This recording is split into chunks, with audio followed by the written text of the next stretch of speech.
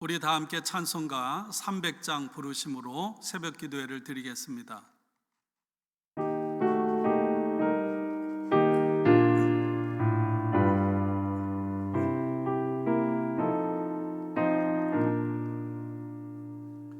내 맘이 낙심되며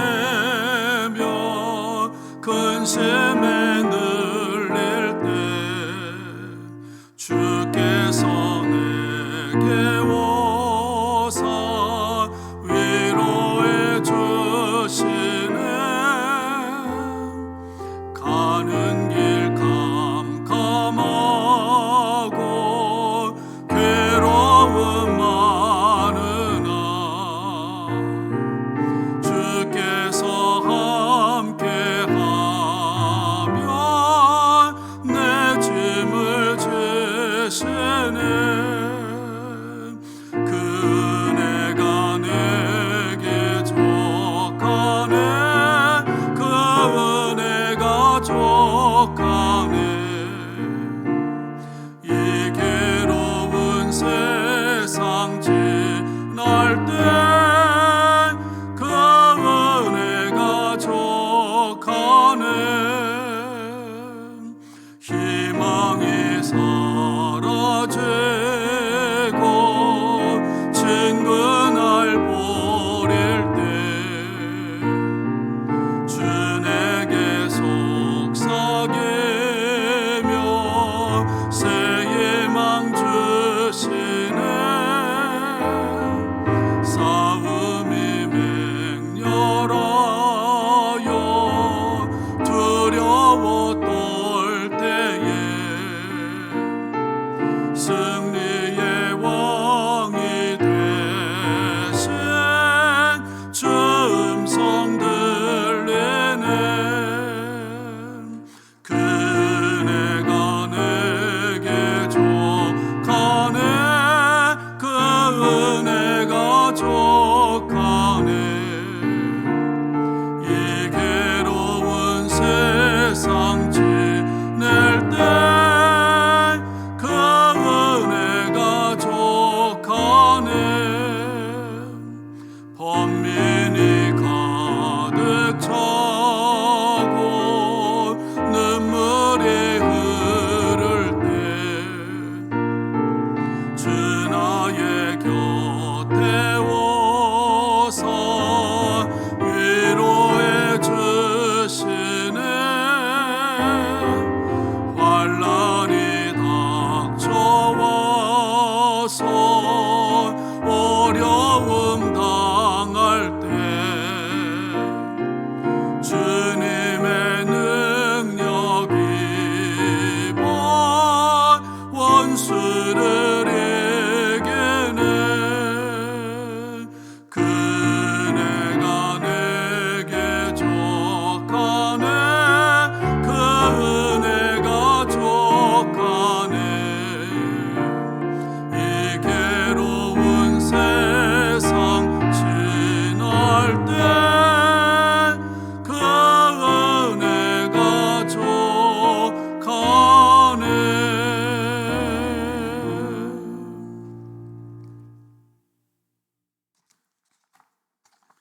오늘 우리들에게 주시는 하나님의 말씀은 데살로니가 후서 1장 1절로 12절입니다.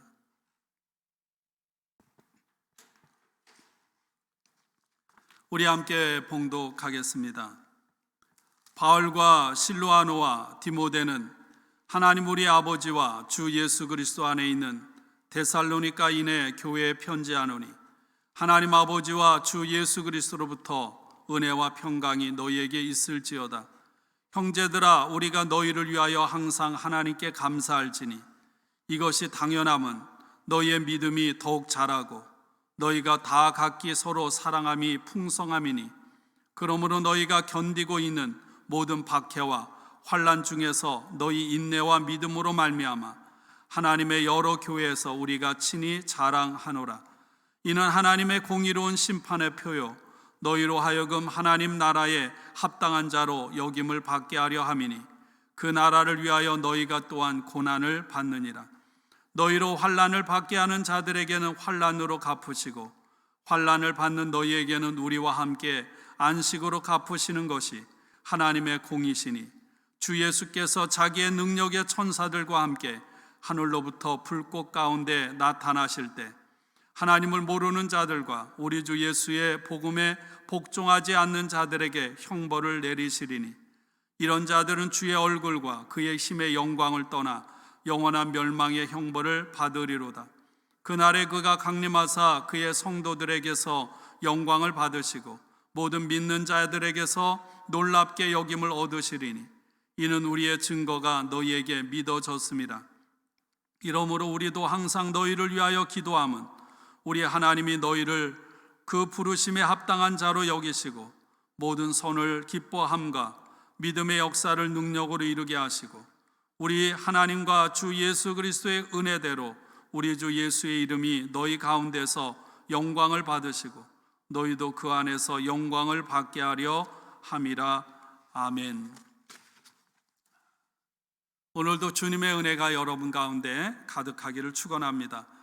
사도 바울은 고린도에서 첫 번째 편지를 보내고 몇 개월 지나지 않아서 데살로니가 성도들을 향한 감사의 마음을 담아서 두 번째 편지를 보냈습니다.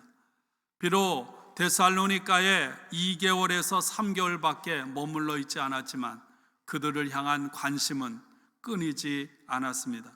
첫 번째 편지를 보낼 때와 몇 개월 차이밖에 지나지 않았지만 데살로니가 교회 상황이 상당히 심각해졌습니다. 데살로니가 교회 교인들이 박해로 인한 심각한 어려움을 겪고 있었던 것입니다. 이런 박해 속에서 어떤 사람들은 주님의 날이 이르렀다라고 하는 믿음으로 잘 대처해 간 반면 어떤 사람들은 주님이 곧 오실 것이라고 하는 잘못된 믿음 가운데서 일하기를 거부했습니다. 바울은 데살로니가 교회를 하나님 우리 아버지와 주 예수 그리스도 안에 있는 데살로니가인의 교회라고 표현합니다. 데살로니가 교회는 하나님과 예수 그리스도 안에 바로 서 있는 교회라는 것입니다. 다시 말하면 교회는 하나님의 것이라는 것입니다. 그러므로 하나님의 성도들을 핍박하고 괴롭히는 적들은 곧 하나님의 원수가 된다는 것입니다. 오늘 함께 읽은 3절부터 12절까지는 바울의 감사 기도입니다. 바울은 데살로니가 교회에 대한 두 번째 보고를 받고 그들에게 감사를 표현했습니다. 먼저 데살로니가 성도들이 믿음이 성장하는 것에 대해서 감사했습니다. 3절에 너희의 믿음이 더욱 자라고. 믿음이라고 하는 것이 무엇입니까? 믿음은 어떤 것을 의심하지 않고 믿는 것뿐만 아니라 신념이라고 사람들은 생각합니다. 그러나 성경에서 말하는 믿음은 추상적인 개념이 아닙니다.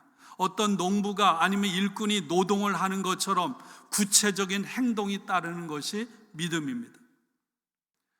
그래서 데살로니가 전서 1장 3절에서는 바울은 믿음을 믿음의 역사라고 표현했어요. 노동을 하듯이 모든 일에 있어서 자신을 힘을 들여서 하나님의 뜻에 맞추어 가는 것입니다. 신실하게. 그리고 오늘 우리들이 함께 읽은 4절 말씀에서 믿음은 무엇인가? 구체적으로 박해와 환난을 통해서 고난을 당하는 중에 그것을 인내해 나가는 것입니다. 하나님의 뜻에 끊임없이 자신을 비추어서 그 뜻에 자신을 맞추면서 멈추지 않고 계속해서 견딤으로 성장해 나가는 것이 바로 믿음인 것이죠. 그러므로 믿음은 우리의 머리, 우리의 마음, 우리의 입술로가 아니라 우리가 살아가는 구체적인 삶의 어떤 수고와 행동과 깊이 연결되어 있는 것입니다. 행함이 없는 믿음은 죽은 믿음이라고 하는 야고보 사도의 말씀이 생각이 났습니다.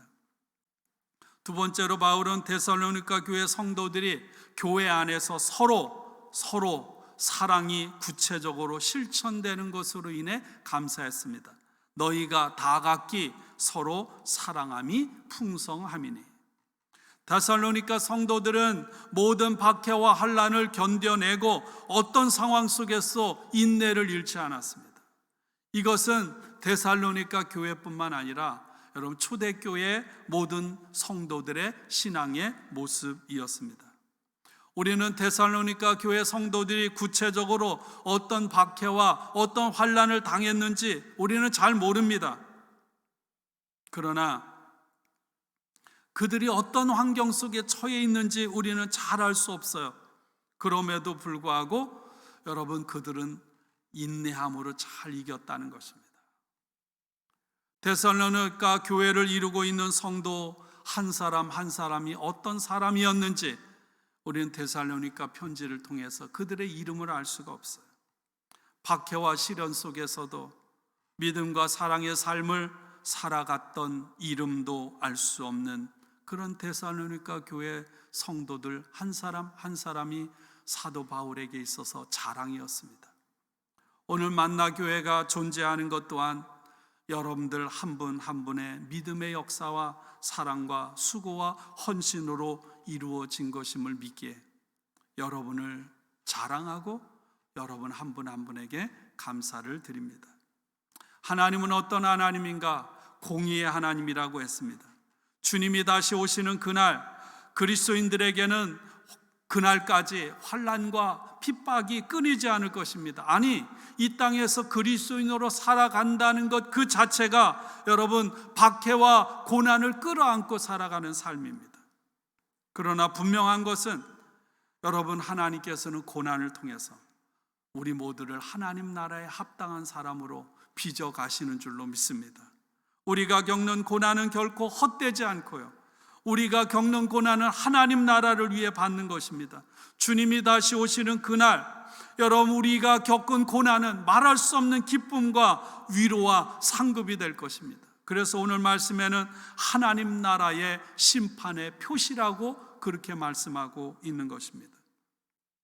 그러므로 그리스도인들은 복음 때문에 당하는 고난을 부끄러워하지 말고 하나님 앞에 영광을 돌리는 성도들이 되어야 할 것입니다. 이것은 바울의 고백, 나의 나된 것은 내가 아니라 하나님의 은혜로라 라는 고백처럼 박해와 환난 가운데서도 믿음이 자라고 사랑이 풍성해질 수 있도록 해주신 하나님의 은혜라고 할 수 있습니다. 그러므로 여러분 우리의 찬양, 우리의 감사를 받으시기에 합당한 분은 오직 한 분 하나님, 오직 한 분 주님이심을 믿습니다.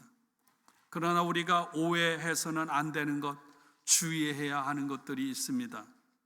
하나님은 우리를 하나님께 합당한 사람으로 만들어가기 위해서 의도적으로 계획적으로 비극을 계획하시고 그것을 겪게 하시는 정말 나쁘고 심술궂은 하나님이 절대로 아니라는 거예요. 또한 지금 내가 겪고 있는 고난과 불행이 하나님께서 지금 나에게 가까이 계시는 어떤 표시가 된다고 생각하는 것도 조심해야 합니다. 반대로 지금 내가 아무런 고난도 없이 이렇게 행복하고 평안하게 살아가면 먼 훗날 주님이 재림하시는 그날 아니면 지금 이후에 나에게 고난이 주어질 것이다, 그렇게 생각해서도 안 돼요. 그것은 복음이 아닙니다.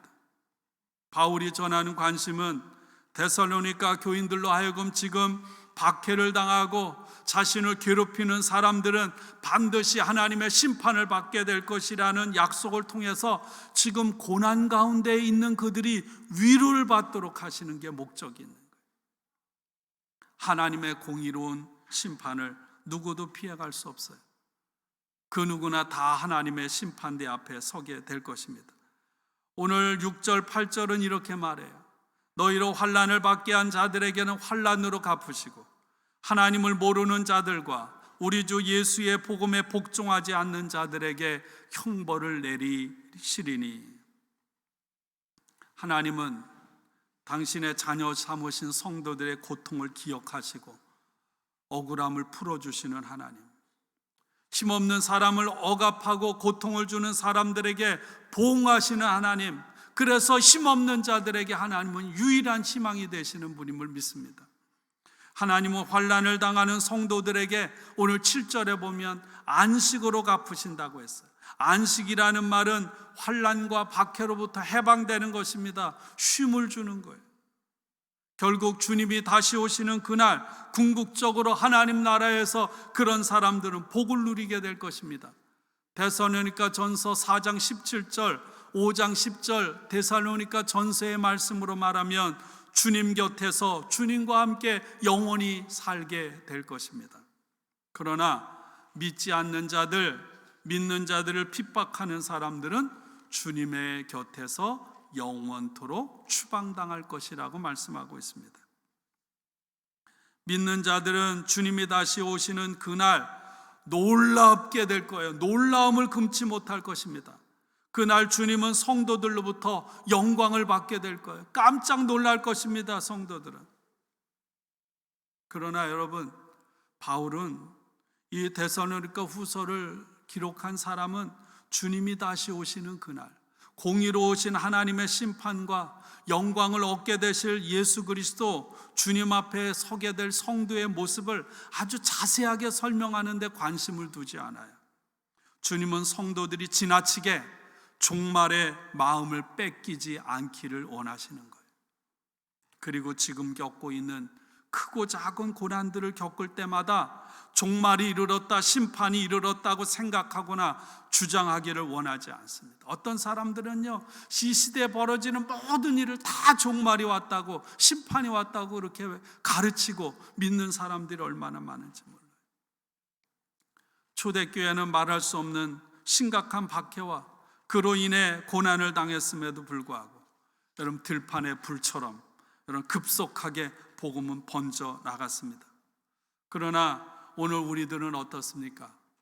예수님 믿는 것 때문에 데살로니가 교회 성도들처럼 초대교회 교인들처럼 박해와 환난을 당하지 않습니다. 오히려 박해도 없고 가진 것도 풍부하고 평안함에도 불구하고 여러분 웬일인지 교회가 성도들이 점점 힘을 잃고 쇠퇴해져 가고 있지 않습니까? 우리를 박해하는 적들이 존재하는 것이 아니라 많이 가졌음에도 불구하고 예수님과 같은 삶을 살아가지 못함으로 인해 세상으로부터 비난을 받고 오히려 세상이 교회와 그리스도인들을 우려하는 현실이 되었습니다. 그러므로 우리는 다시 하나님 앞에, 복음 앞에 온전히 서야 할 줄로 믿습니다. 오늘 말씀은 예수님을 믿지 않는 다른 누군가에게 주어진 것이 아니라 여러분 바로 예수님을 믿는 사람들, 가깝게는 데살로니가 교회 성도들에게, 그리고 오늘 이 말씀을 읽는 저와 여러분들에게 주신 말씀이에요. 바울의 편지는 고난을 미화하거나 찬양하는 데 있지 않습니다. 오히려 지금 복음 때문에 고난을 당하고 있는 성도들을 위로하기 위한 것입니다. 신실하게 믿음으로 살아갈 때 언제나 고난을 겪게 되어 있다는 거죠. 복음에는 반드시 대가가 따릅니다. 나를 따르라는 예수님의 말씀을 따라 제자로 살아가는 길에는요, 여러분 반드시 고난이라는 대가가 따르게 돼 있지 않습니까? 믿음 생활이라고 하는 것은 내가 기분 내키는 대로 또는 시간 날 때 하는 아르바이트도 아니고요, 취미 생활도 아닙니다. 복음은 나의 삶이 나의 것이 아니라 주님의 것임을 인정하고 그분을 본받아 살아가는 삶인 줄로 믿습니다. 믿지 않는 사람들, 핍박하는 사람들은 주님으로부터 영원한 형벌을 받게 될 것이라고 말씀했어요. 여러분, 이 말씀을 우리가 단순히 문자적으로 이렇게 받아들이는 것은 굉장히 조심해야 하는 일입니다. 여러분, 우리 가족 중에는 예수 믿지 않는 사람들도 있습니다. 우리 주변에는 다른 종교를 가진 사람들도 있어요. 함께 신앙생활하는 성도의 가족 중에 믿지 않는 사람도 있습니다. 예수 믿지 않는 내 친구가 있고요, 예수 믿지 않는 이웃들이 있습니다. 오늘 이 말씀을 읽고 단순히 당신들은 하나님의 영원한 멸망의 형벌, 저주를 받을 것이라고 함부로 말해서는 안 돼요. 그들에게 주신 말씀이 아닙니다. 이 말은 그런 의미가 아니고요, 오히려 고통 속에 살아가면서도 여러분 하나님과 함께하는 사람이 누구인지, 하나님께 속한 사람이 누구인지를 분별해 주므로 고난 가운데서도 소망 중에 주님의 재림을 기쁜 마음으로 기대하고 기다리라고 하는 거예요. 여러분, 로마서 9장은 바울이 이렇게 말하지 않습니까? 자기 동족이 구원받기 위해서라면 차라리 자신이 저주받는 것이 좋다고 바울은 그렇게 고백했어요. 내게는 내 동족을 위한 큰 슬픔이 있고 내 마음에는 끊임없는 고통이 있습니다. 나는 육신으로 내 동족, 내 결혼을 위하는 일이면 내가 저주를 받아 그리스도에게서 끊어질지라도 달게 받겠습니다. 예수님께서도 말씀하셨어요. 너희 원수를 사랑하며 너희를 박해하는 자를 위하여 기도하라고 말입니다. 우리는 바울 사도의 말을 마음에 품고 예수님의 말씀과 삶에 늘 순종하면서 살아가야 합니다. 우리는 하나님 나라를 향해 나아가는 길 위의 존재들입니다. 우리는 표대를 향해 나아가는 순례자들입니다. 지금 이 땅에서의 그리스도인의 삶, 그리고 다시 오시는 날 이루어질 완성은 별개가 아니라 하나로 연결되어 있습니다. 우리는 주님의 처음 오심 초림과 다시 오실 주님의 재림 사이에 살아갑니다. 그러므로 영적인 끊임없는 그런 전쟁을 치러야 하고요, 여러분, 우리는 고난을 당해야 하는 거예요. 긴장할 수밖에 없는 것입니다. 그럼에도 불구하고 우리는 부활의 소망을 가지고 늘 기쁨과 감사함으로 하나님 얼굴 앞에서 살아가야 합니다. 또한 하나님 앞에서 두렵고 떨림으로 정신을 차리고 근신하고 깨어 있어야 합니다. 그 모습으로 사랑하는 여러분, 우리 모두 주님 오시는 그날, 아니 내가 하나님 앞에 서는 그날, 하나님 앞에 합당하게 서기를 사모하는 그런 저와 여러분들이 되기를 주님의 이름으로 축복하고 축원합니다. 우리 함께 기도하겠습니다. 하루를 시작하며 주님의 말씀을 붙잡습니다. 우리에게 베풀어 주시는 하나님의 은혜 가운데 데살로니가 교회 성도들처럼 우리의 믿음이 자라가게 하시고 사랑이 더욱더 풍성해지게 하시고 어떤 환난 가운데서도 인내하게 하옵소서. 감사의 달, 우리를 향하신 어려움 가운데 하나님의 은혜를 기억하며 작은 일 하나하나에서도 감사하게 하옵소서. 키모테라피를 받고 투병 중에 있는 사랑하는 아들 사무엘과 수발하는 로렌 집사와 탁길성 권사와 모든 성도들의 삶에 주님 은총으로 함께하여 주옵소서. 감사드리며 예수님의 이름으로 기도하옵나이다. 아멘.